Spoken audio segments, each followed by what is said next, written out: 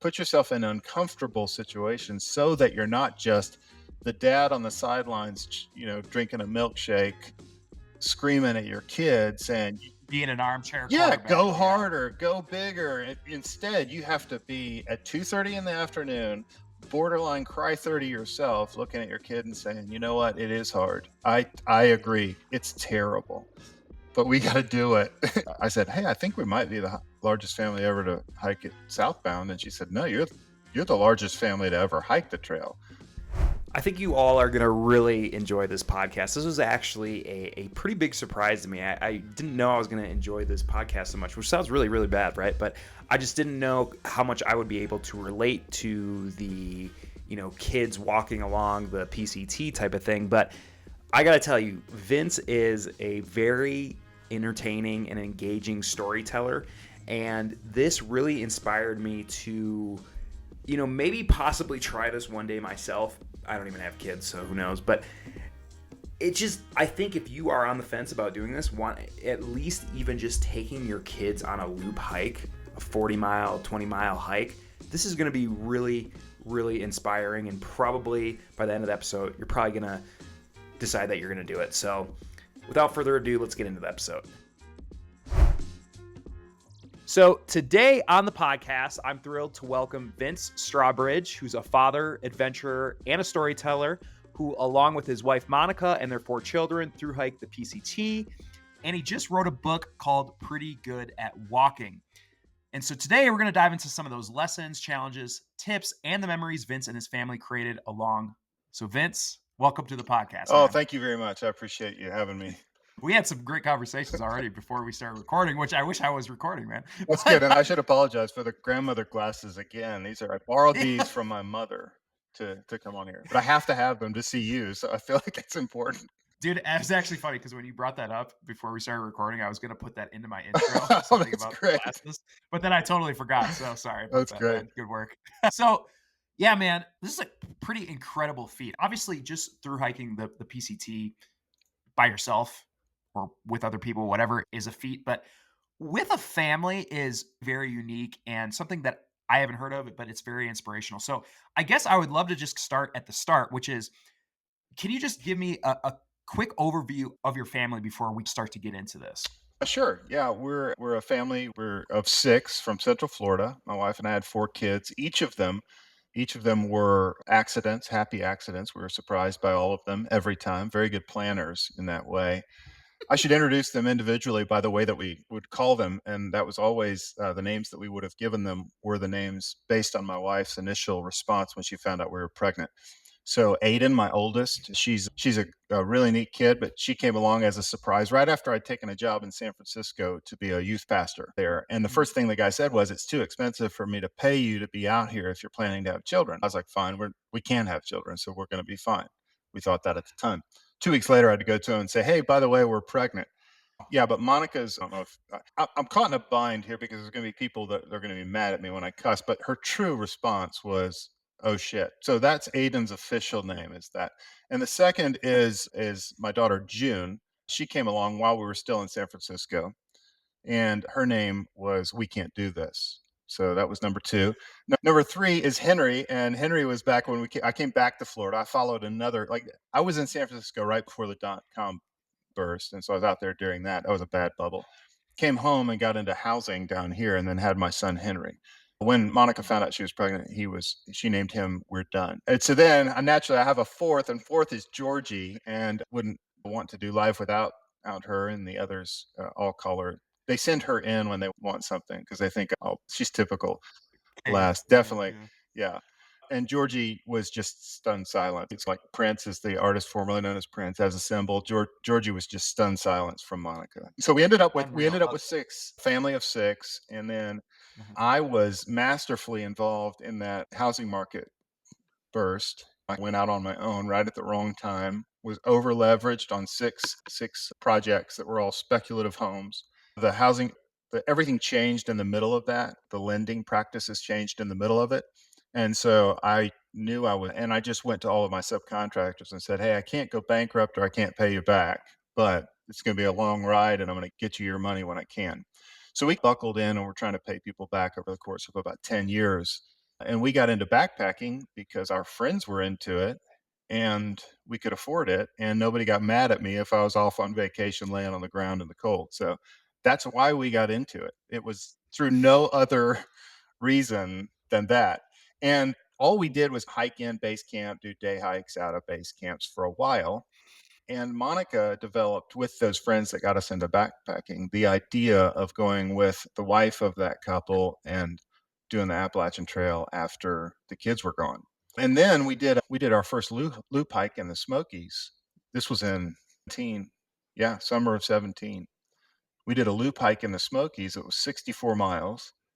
And on the loop, the kids got stronger every day, and I just looked at Monica and said, "Hey, what if we what if we just did that through hike now with them?" Because it was simultaneous with us coming out of debt, so it was all working together at the same time.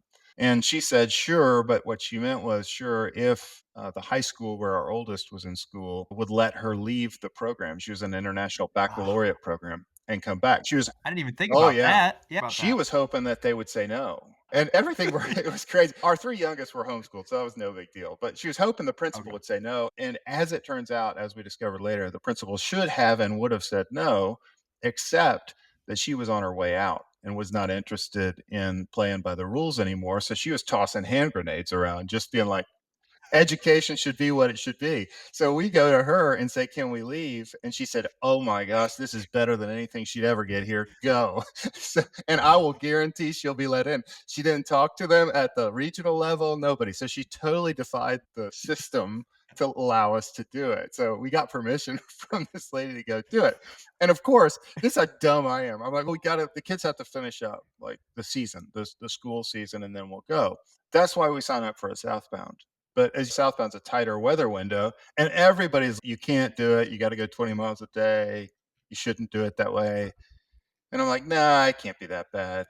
It can't be that bad." What do you mean you gotta go 20 miles a day? To beat What the is like, the objective, like, on a southbound PCT hike, I see, the yeah. fast You gotta version of get it. you gotta get to and through the Sierras, like, Fast, fast yeah, enough, okay. and they're like, "You can't do that to kids. You can't push them that hard." And I'm like, "It can't really be that, like, critical." And Who's saying this stuff? people in the Facebook forums and stuff, like, you'd be surprised. It's not Oh, like, they're the "Oh, best, it's aren't so they? great." The Like, a lot of best. I experienced some I shouldn't say that, like, online unfriendly is one thing, like, people are unfriendly online that when you encounter them in person are much different, and so I that Mhm. was my first exposure to that, and I was being, to be fair, I was being a little self-promotional, like, I was wanting for the first 300 miles, everybody that was talking to me was in a conversation with somebody that wanted to brag about what they were doing.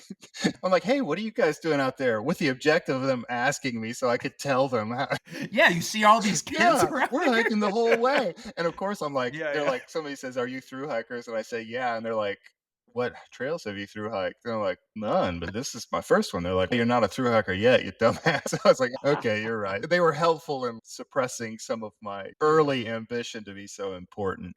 But we didn't know, honestly, we didn't know. It turned out that at the time, we were the largest family to have done the PCT when we did it. But we didn't know that really until we came to Kennedy Meadows South and talked to Yogi there, and she said, I said, "Hey, I think we might be the largest family ever to hike it southbound." And she said, "No, you're the largest family to ever hike the trail." So, man, Oh, that's really cool. So, so then every time you walk past somebody from there on, you're like, "Hey, guess what?" thankfully, I was a much Quizzing them, "How do you know who the biggest family is to hike I this know, trail?" wearing a sign on my chest being like, Yeah, "Hey, yeah, aren't I yeah. great?" No, no, thankfully, by the time we hit the by the time we hit the desert, we were a little more seasoned and a little more my daughter really, it was helpful. I say that. You learn from everybody, definitely learn from my kids, but one that we passed that was a through hiker or knew we were a through hiker or attempting a through hike, I should say, they would stop Georgie and say, "Man, I cannot believe you're out here and 11 years old. It's just so amazing that 11-year-olds out here." We met this guy named Tak who had 25,000 miles or something that he'd done. He was 68 years old, walked with his poles up high like this, like hilarious guy.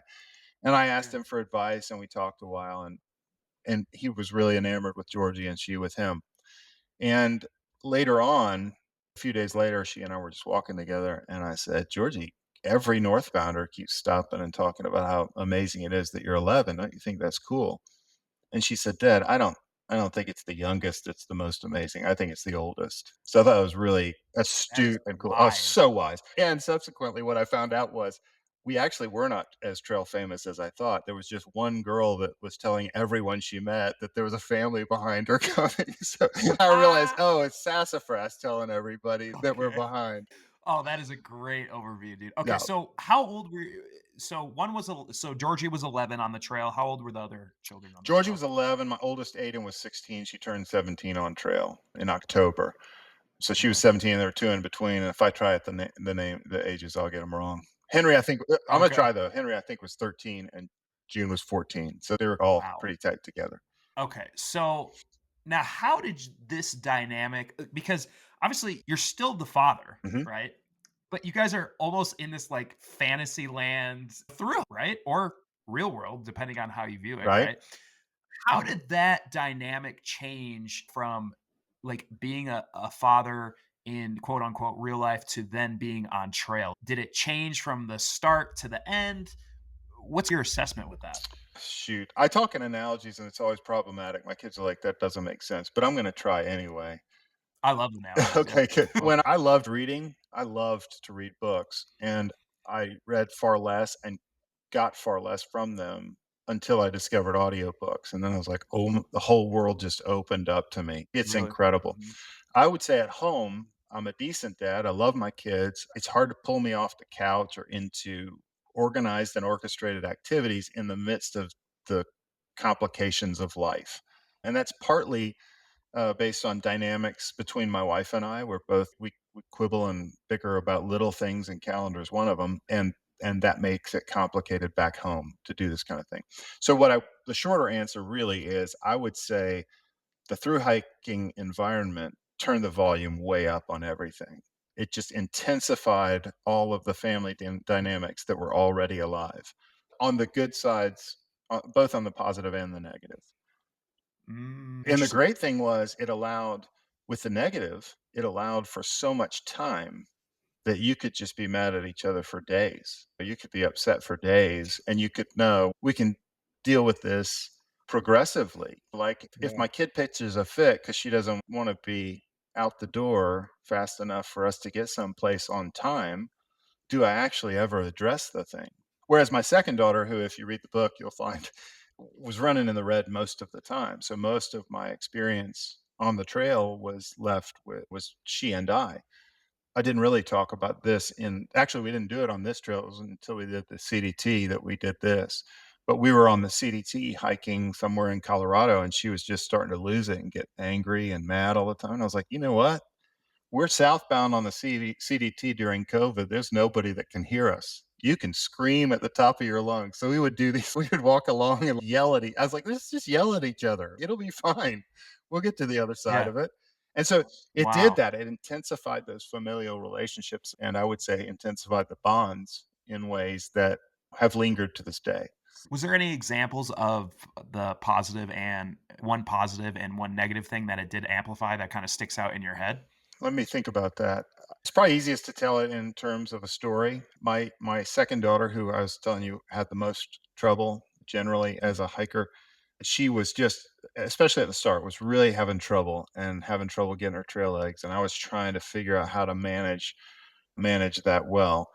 And I would try to talk her up each hill. I just try to push her up each hill and get after her and keep her going and in really clever ways because I'd read a book before I left about hostage negotiation. So my questions were tactful and even Was it tactical. Chris Voss? 100%. You nailed it. Yeah, great book, So bro. yeah, Yeah. so mirror, summarize, get a no from her. I was like this, like I was masterfully manipulating her up the hill. Yeah, yeah, for sure. And finally she just had enough and was catching on and all that stuff, and she said, "Dad, I just wanna try the hill myself. I'm tired of you trying to help me up the hill." So I went up the hill and actually stepped off trail to use the shovel, and so I'm off trail and I can hear her coming, so I stopped and I just waited in the trees, and I got to listen to her talk to herself about making the climb. "Come on, legs, you can do it. You can make it. Keep No going, way. legs. You can do it." That kinda stuff. And so it was really cool to see her develop some of her own self-talk, self-coaching in the midst of all of those things. So that was one that I would say was really positive. In terms of the negative, I like to sing them awake in the morning with horrible, obnoxious Oh songs. God. And sometimes it's fun and sometimes it's not. And we started cowboy camping side by side. So I won't like out which of my children it was, but I've taken a shot across the jaw right there in the morning. Like they were so furious. As you should. I don't know. I don't know how many people have actually been punched by their children at 5:30 in the morning in the dark, but I have. Oh man, that's great. I gotta say, the self-talk that your daughter was doing put chills on my skin because I'm like, man, to learn that lesson so early in life that self-talk Mhm, can be very important, especially mhm, positive self-talk. mhm. Man, that's gonna be a lesson that they carry with Can forever. I tell you this one too? Because this is probably my favorite, like, moment. We come through Kennedy Meadows South. The southbound setup is you gotta push through, get past the winter, and once you have, you've arrived. But you hit Kennedy Meadows South, it's a tiny little town, population 68 because they counted the llamas or something. So you're leaving town across 130 miles to Hatchapee. And it's all the same. We thought, okay, now it's easy. We're in the desert, and we're picturing like flat walking, tumbleweed. We Totally. had no idea. Like our research was poor. Department was really poor. But we start hiking, and it's the same. It's the same contours. It's the same elevation gain and loss. And now you're carrying more water between spots, so it's a lot harder. My youngest daughter, Georgie, I was walking with her one day. She was in the back again, and she was crying and couldn't stop crying. And up north, we'd called it cry 30 because you'd hit that period during the day, which was fine. I used to sit with her and let her cry. But then I was looking at my watch and looking at the daylight and looking at all this stuff. And I was like, listen, sweetheart, I know you're 11 and you're welcome to cry. I think it's probably good, but you're going to have to walk and cry because have we have a limited amount of food and we have to get to town. And so we called it cry 30. So when we would walk and cry. And I I love say we because I probably had a few of those myself. But if you place this that now we're in the desert, her expectation was I've made it, I've nailed it, I'm done. She just got overwhelmed by it and was crying again. So we're out of Kennedy Meadow South, day 2, day 3, I don't remember. But we're walking up an extended climb and she's been crying for 30 minutes and she just stops and she looks at me and she says, "Dad, I don't know why I'm doing this again. I'm just so frustrated that I'm crying again. What is it that you do when you feel the despair coming on?" And I was like, what? This is my 11-year-old daughter. the what? Yeah. I was like, I don't this is the opportunity, the parenting opportunity that I walked this whole trail for, which I said, "You should talk to your mom." Like, she's really good at that. But anyway, to bring my kids to that where they're engaging with a thing at that Uh, level, at that age was significant for me. Man, I think you're gonna inspire a lot of folks to try this for themselves, and I really do, or not even just maybe the PCT, but, like, any kinda smaller loop or things like that. Because from what you're saying about your children, I imagine that you just saw them grow so much as people from the start to the end, and it's just gotta be I don't know what else in life you could do to grow that much in such a short period of time, Yeah, that's you know right. what I mean? That's right. So, Yeah, it's man. very intense. One of the things, and I don't know, there's 2 directions I'm tempted to run in response to that, but the one is I listened to a couple of your podcasts, and in the one of them, you were really thinking through purpose and meaning because there's something very arbitrary about this activity and very meaningless about this activity. And some of that I play with in the book. What is this thing? We're just walking to a monument at the other end, and what's it all for? So there is a real question of purpose. But one of the things that I would say is for me, I had the luxury of being connected significantly to a big piece of the purpose. Because one of the things that I am in this world most significantly is a dad. And I could have this sort of ongoing experience of watching my kids grow and develop in the midst of this arbitrary thing. So here was this sort of arbitrary effort and adventure, but I could watch the value of it play out in the day to day in Totally, them. man. So I thought that was really fun. My next question would be, we talked a lot about your children. How did you grow from the start to the finish? Quite a lot. I think that I would say, in patience, not Hmm. insignificantly. I think I tend to be a little lean that way anyway. I think things tend to roll off my back to for the most part. But the intensity of that required more of me than I had, for sure, setting out. And I would say the death of agenda and vision. Like I wake up and I say, and you'll hear it, my daughter writes an afterword. I had her mid trail on the PCT write a day in the life of the trail. What's it like? Right. And so she says, the morning is dad's too cheerful voice waking us up.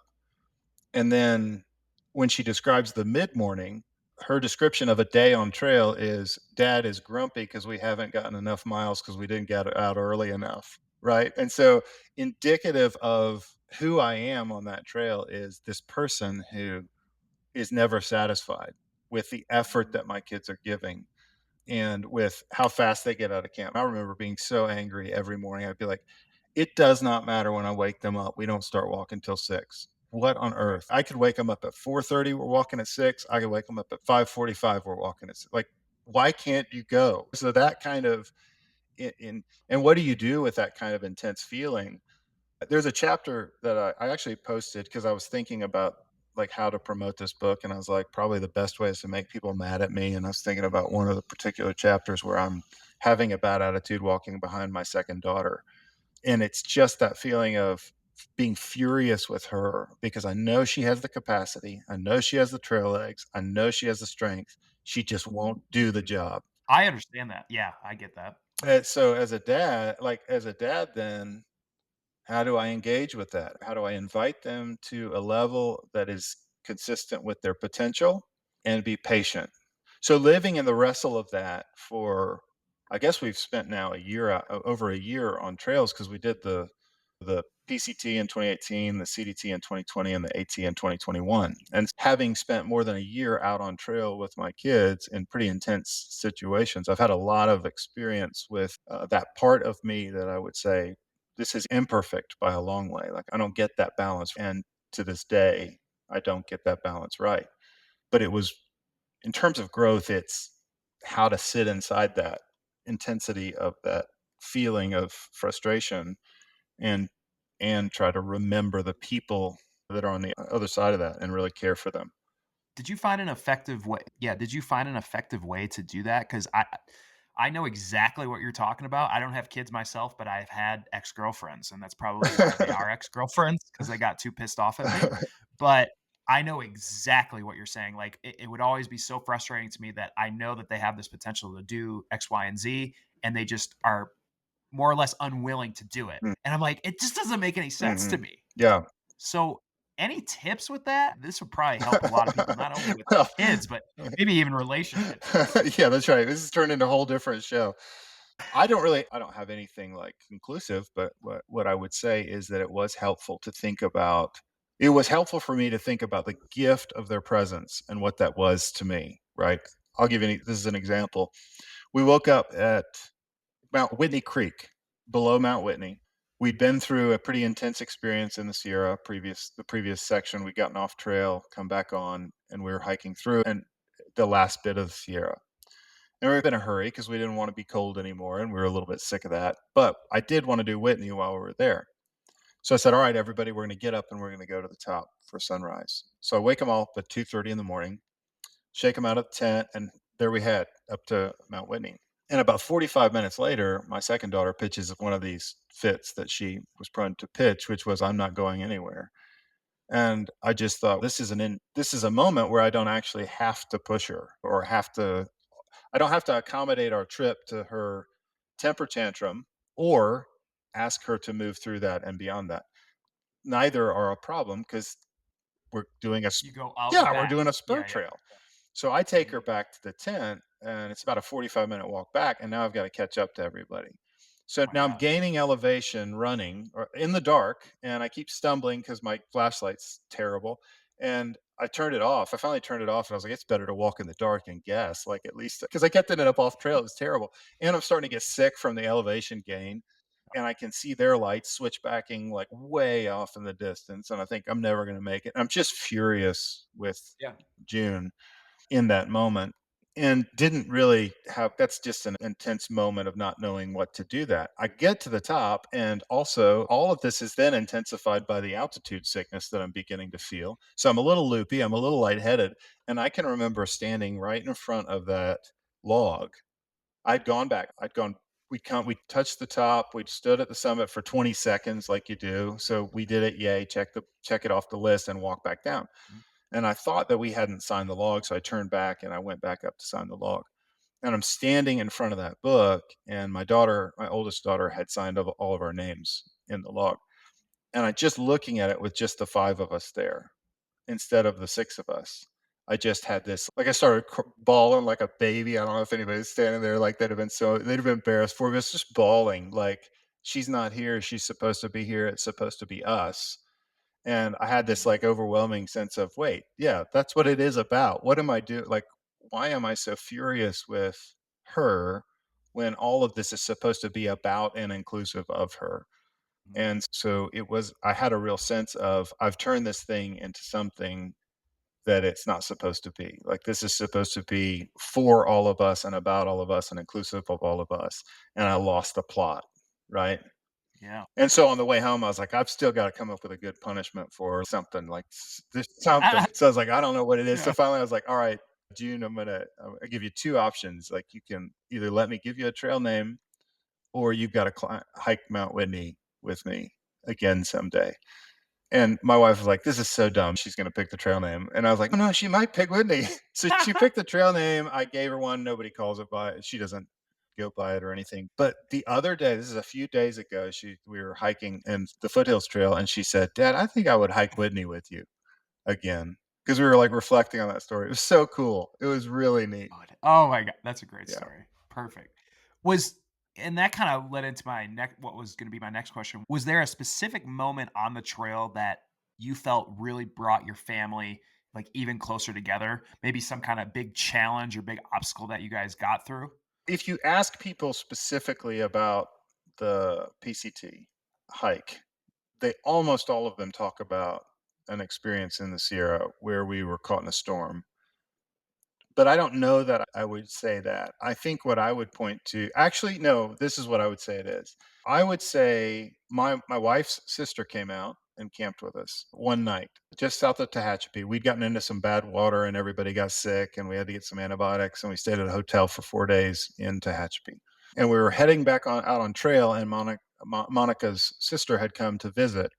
And on the way out, she says, "Hey, I want a cowboy camp." And we were like, "What? Like, you want a cowboy, how do you even know what that is?" And our friends had told her about it and said to ask and all that stuff. And they knew that Monica doesn't and won't cowboy camp. She's like in the tent the whole time. It's me and the 4 kids laying out under the stars, having a ball every night, like just looking up at the stars and staying intensely warm because we're 5 people, like side by side. It was really fantastic. But my wife would never participate because she wanted the security of that thin wall of Dyneema between her and the rest of the world. We always made fun of her about it, but she would not join us, and it was really frustrating. That night she came, her sister came, she cowboy camped with us that night, maybe for the second time on the whole trip. And every night after that, she cowboy camped. And so something about, for me, I would say, those nights in the dark, looking up at the stars, 6 of us laying side by side on our Tyvex, looking just together, looking at the stars. I would say there's something just really magical about that. A lot of laughter, a lot of fun in those kind of moments. But I would say, I really would say it was probably Southern California sitting above the cities looking into the sky.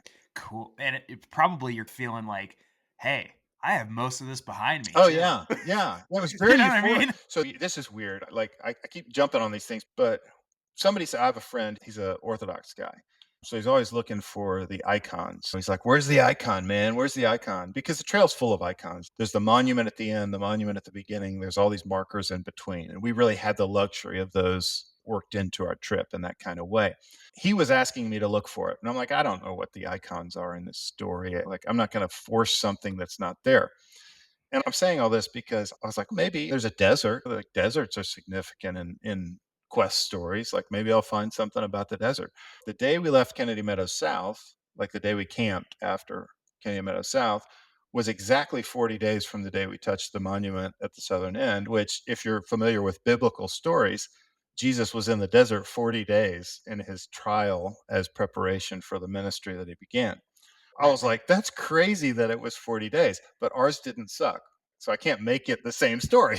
So I can't somehow twist this into, and here was our desert trial that prepared us for We what fasted for that's 40 days, exactly right. actually. Yeah. Yeah. But there was nothing of that. Like I never had anything of Yeah. that. But the reason I'm telling you this is because I was like, what was it about it that was so different? We had just waves of people that were happened to coincide with their vacations out to California. And we would probably, I would say we didn't go more than 2 days without seeing a person through the desert where they would just come out and walk with us for 20 miles or 15 miles or something. And so we had friends and people. We got to, my wife had plantar fasciitis pretty badly, which would have been a whole if I'd written about my wife and my experience and relationship, would have been a whole Book? different book. Yeah. Because this is so funny because she would wake up in the morning, plantar fasciitis. You wake up in the morning and it's Oh, no. terrible. And then you have a window where it eases up after you get warmed up. I can tell you from experience that for my wife, at least 19.5 to 19.7 miles is where it hurts again. And it hurts really badly. So we were taking long lunches. She was massaging her calves. She was doing all sorts of work, but she would hit that 19.7 and it would be like her head would start spinning around. I'm not kidding you. She would go from saying things like, wow, we're at 18. I'm not even hurting. Like maybe we can make 25 today and get this done a little quicker. And we'd be like, okay, sure. If you want to do that, she'd hit 19.7 and her head would start spinning around. And she'd be like, you're always pushing me. You're never satisfied. And I'd be like, whoa, hold on there, Tiger. So we had this really, it was terrible. And honestly, like I came home and met a guy at a coffee shop that I'd known for years and and all he had to say was, "I have chronic back pain." I started crying and gave him a big hug. I was like, "Man, people that deal with Yeah. chronic pain, I like what a difference like your life Yeah. must be to have to engage with that stuff. Like it's so hard." And watching my wife who is she's not that person, but man, it would turn her into something different after 20 miles. But I say that to say that we thought I don't know how bad this plantar fasciitis is. Maybe she broke her foot or something. So we need to stop and get this thing x-rayed. So we have a friend that had moved from Central Florida out to LA and she contacted us and said, "Hey, do you guys need anything?" And I was like, "Dear God, yes. We need something. Can we come stay with you for a day or something?" So we were heading for Cajon Pass. It was like a, I don't know, long day, real long, 20, I don't know, for us, it would have been a really long day, but Monica was eager to do it to get to rest. And we made it to a dirt road prior to it and couldn't go any further. She takes us to town. She's a nurse for one thing. So she gets us in to see the doctor the next day and get an x-ray on the foot. But she got us off trail for 3 days during Halloween, and her name was Angie. And I was like, that's like Angel. This is so creepy and cool. Like Yeah. just, but all these like serendipitous or providential experiences in the desert that made that kind of experience that could have been difficult. We could have been impatient. We could have been hard. We could have ended the trip because of the plantar fasciitis, all that stuff. We just had all of these things happen that I had no idea were happening until I wrote the book, and in the writing of the book discovered, my gosh, like I took so much for granted along the way that in the reflection, I was like, there was some magic happening along the way. It's no accident they call them trail angels and call it trail magic. And they say the trail provides. There is something about this experience of putting yourself in the way of need and then finding yourself cared for just at the right time. So as you were creating the book, you were like, "Wow, Yeah. I can't believe that happened. That lined up with that. Uh-huh. That led to Yeah. this. We then got saved by that." Oh All my these gosh, yeah. serendipitous moments just started Oh, coming yeah, up. whenever I've read Les Mis a couple especially now that I can listen to books, I've read Les Mis a couple times, but in reading that, I was like, "This guy is so full of it." Like, all these little, like, weird things that come together just at the right yeah, sure, he's gonna hop a wall into a convent and find the guy that he saved when he lifted the cart off of him, and now that I've hiked a couple Yeah. trails, I'm like, "Of course that's the way it happens." Yeah, you're totally right, man. It really does make you believe in I don't know what it is, like karma, divine stuff, Mhm. serendipity. Because you're right, because I've only done the JMT Colorado Trail, some other smaller trails and things like that, but particularly on the Colorado Trail, I had a lot of those moments that I thought you can't make this. No. You can't make it up Mm-mm. if it was a fantasy Yep. book. No, that's right. That's right. And that's what I would say. That's Just what I say too. Like in terms of parenting. So someday you're going to be a parent. You're going to be like one of the things that about this. I mean, and of course it came from my 11-year-old daughter, youngest.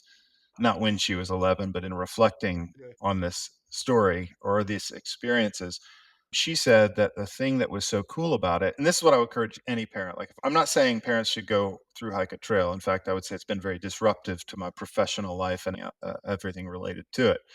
But what I would say is that if you're parenting, try to put yourself in the way of an adventure that also exposes you to the anxiety, the nervousness, the lack of assurance. And I'm not saying put yourself at great risk, but put yourself in uncomfortable situations so that you're not just the dad on the sidelines drinking a milkshake, screaming at your kid saying, being an armchair yeah, quarterback. go Yeah. harder, go bigger. Instead, you have to be at 2:30 in the afternoon, borderline cry 30 yourself, looking at your kid and saying, "You know what? It is hard. I agree. It's terrible, but we gotta do it." Yeah. Go through it with your Yeah, kids that's at the right. same Yeah, that's time. right. And my youngest daughter has said, I think that's one of the significant things about this in my experience was that we didn't have actually, there was a lady in the book, I write it this way, and I think it happened most of these conversations happened 700 times, so I could write them wherever I wanted. But we ran into these ladies that were coming off of their a 4-day backpack, their first loop hike. They were very excited. And we ran into them right as they were finishing that. And one of them said, "How far do you guys walk a day?" And Georgie said, "Well, we're having to go about 26 a day because we've got to get to the Sierra on time to beat the winter." And she said, "I would mutiny if I were your age." And Georgie said, "They have to do it too. So it's not any easier for them than it is for us." And so I Because think there's something about that. well, you're absolutely right. Because a lot of times, being when I've been growing up, it's always your parents giving you some life lesson that they learned apparently 25 years ago. And they're trying to put it on you, Mhm. and they're like, "Just believe me, Mhm. just believe me." And you, as the kid, are thinking, "Whatever, dude." Mhm. Yeah, you Mhm. don't really necessarily believe them. But as you're going through an actual shared That's right. tough Yeah. experience with somebody, the lessons are a lot more palatable. I can't even say that word. We'll edit that one out or something. But yeah, they're a lot more realistic and believable. And I feel like their trust in you probably has greatly Mhm. increased Mhm. from the start to the end. Yep. I think that is indicative of the experience for us. Now, so you wrote the book, right? How did you think of did you think you were going to write the book on the trail? Was that Oh, something you were no. thinking of, or did that Mm-mm. come afterwards? No, I didn't have any intention. In fact, we hiked that trail as when we decided to do a through hike with the kids, we're like, which one do we want to do? Because this is a once in a lifetime experience. So we settled on the PCT because it was not the AT and the AT was close at hand. We came home and my wife is filled with this promise of this is the one big disruption to our life. We're not going to be doing that again. I walked around in a funk and staring at my feet and shuffling around for a long time This was after the after. trail. And I dropped it on, and she was preparing for the next round of homeschool, the next 2 years of curriculum and all that stuff. And I came home and I was like, "Hey, let's do the Triple Crown. Like, we need to do the Triple Crown." So I dropped that on her like that. And then I said, "But that's it. I'll never do anything again. That's the last big thing." And then somewhere in there, I had to renegotiate. And I think it was somewhere on the AT. I just said, "I really feel compelled to try to tell the story about the hike, the PCT, because I think it was so significant for us and for our kids. I want to try to tell it." And I know that's a big ask because we're supposed to finish the Triple Crown and I'm going to get back to only thinking about work and that's it. But we came home and I really felt compelled and talked to her about it and she agreed to let me give it a whirl because part of the reason and part of the thing I wanted to do was my kids did a big thing. Like, it was not insignificant it was not insignificant in terms of the accomplishment. That's not an easy thing to ask people to do, and they did it. And I think I felt like this could be a way to honor them and express gratitude for their experience, but also to say to their kids, "This is who your parents were, and these are some of the things that they did." How many people do like my uncle would always joke when I would come home to town? He's great. He would say, "Hey, what's it like to have done something no one in the world's ever done and be a joke in your hometown?" So there's a real sense in which, yeah, this thing you did is not gonna be recognized by any but a tiny little subculture, a A tiny niche little group of subculture. people. But you did a thing there's a reason no one's ever done it. It's hard. Now, subsequently, 2 families have done it, so I'm starting to think maybe it's easier to hike as a family than a solo hiker, but that's beside the point. I just wanted I to don't think I so. wanted to express I wanted to honor them and the effort that they Yeah. had made, and I thought that this could be a way to do that, but I also wanted to discover the answer to everyone, probably you included, would say, "Wow, your kids have gained so much from this experience." I thought, "I know they have." I sit on the sideline at a soccer game, and I watch my daughter play in freezing rain and not complain when everyone else is complaining. Like I see my son go to a private school part-time and be confounded by the way that people get upset about a homework assignment. And he came home one day and he said, "I just think they've never had the chance to suffer. I think they just haven't Oh, suffered." these are such great Isn't it lessons, great? Like Vince. Good it was work, really man. neat, and I thought something happened out there, and I don't know what it was, and I wanna know what it was, and so that's why I think that's a part of why, in hindsight, like, I would read backward and say, I think that's part of why I really wanted to write the story, and so in the writing of the story, I really said, "Okay, I wanna be a truth teller." I'm not that much truth teller, and I've already admitted to that. Like, the first 300 miles of that trail, all I'm doing is looking for a chance to brag about what I've done, and so there is that in me that's, I don't know, it's gross. It's like showboaty or show offy or whatever. But I wanted to tell the story as truly as I could and really make it about them. And so I just made it a first person narrative and told it chronologically and just said, I'm just going to say what I see and limit it to that and see if I discover more about what was going on. And I really think that was the result. I have Yeah. people, Angie, the girl I was telling you about, who our friend who we met in the desert near LA, she picked us up. She messaged me and said, just she said, I'm laughing and crying and remembering and thinking through my life and all the things that led us to each other to that moment. And it's so significant for me because you seem to have been blessed by me, but that's not the way I felt. I felt like you guys brought so much to me. Like, I felt like you were the ones that were blessing me, but to realize that how much you needed me at that moment was really fun to discover. So that kind of thing really does feel like it has been very rewarding, but that was what I was setting out to do, was say, "Let me see if I can discover what happened here." And then have it as a physical memory for my kids to look back upon That's right. as they get older. That's right. And how cool would it be when they have and they go, "Hey, grandpa wrote this Mhm. story about us." That's right. How what kid would not want to read that story That's about their right. parents? Yeah. You know what I mean? That is just gonna that is so cool, man. Yeah. That's a great Yeah, way. so my whatever the dedication page, I said, "To my grandchildren, live an adventure," because I thought this is who it's for. It's for them. There you go, So man. Okay, dude, this has been such an entertaining podcast. This has been great, man. You should go out. You need to go on more you need to go on more podcasts, dude. You're a great personality for a podcast. You're the type of person that would do you're talking about creating your own podcast too, where you were talking about doing little stories out of the book, right? We're yeah, talking about this yeah, there's so many people that were so significant to us. Actually, one guest I'd really like to have is a person that I thought didn't like us at all. Like, I thought she was really. First question, why didn't you like us? First question is, Yeah. was I right about that? Because Yeah. later on, I discovered that she was carrying some insecurities that I didn't know that she was. I didn't know a lot about what was really going on with her. I just felt that I was getting this disdain from her whenever she would engage with us. But I think I was wrong. I really do think I was wrong. But there's other people, like there's a girl we hiked with who has been just in our lives since then, like interacting, and we've stayed connected, but we called her Aunt Katie. Oh my gosh, like, when you read the book, there's this one moment that she comes along. Speaking of serendipitous moments, when she comes along when my daughter June is just done and wrecked, and it is the most beautiful. Like, when I think of the hike and I think of a moment where I say, this was a big moment, it's that one. But Katie, I asked her if she would be willing to, or So Good is her trail name.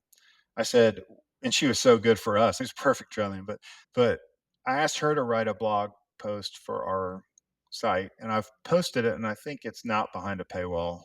I just keep some things behind a paywall on Substack just because they're more private.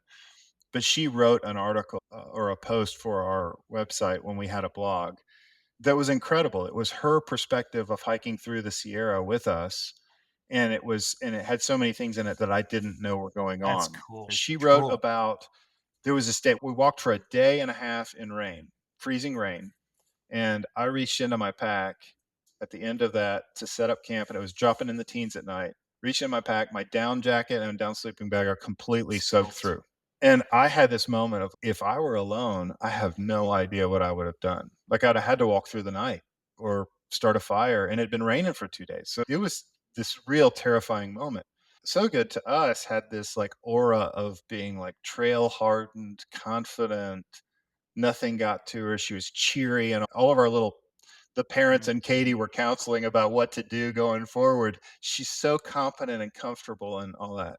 And she just describes crawling into her tent alone and crying. And of course, I have no idea that's going on. And then she says, while she's there crying, my three kids and the three girls in the other tent are laughing and start singing a song. And she said she just got caught up Dude. in that. I wrote the same I wrote about the Sierra last because I was so intimidated by the way she wrote about it. I was like, "Hers is better than mine will ever be. I can't write this story."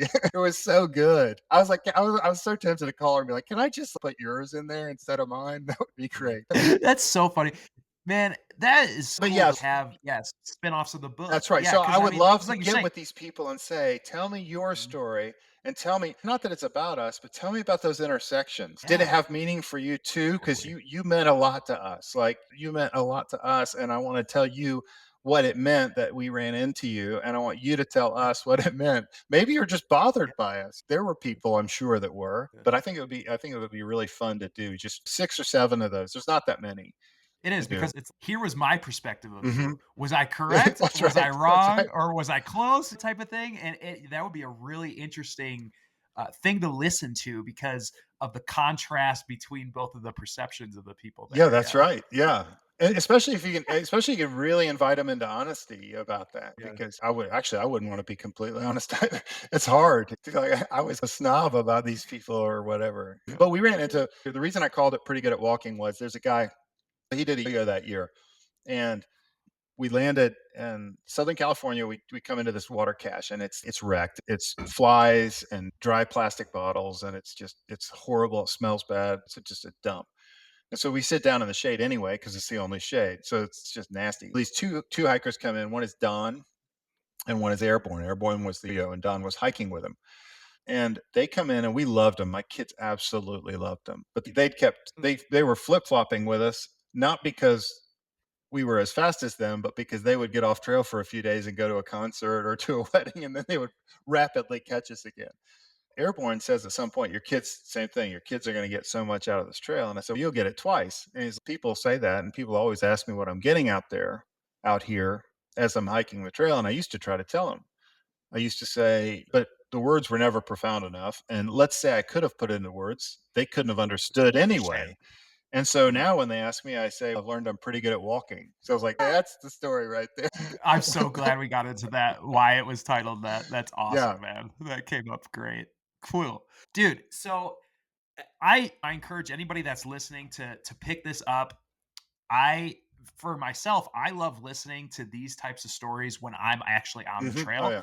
because it makes me comforted knowing that other people were going through obstacles and challenges just like I am at the time.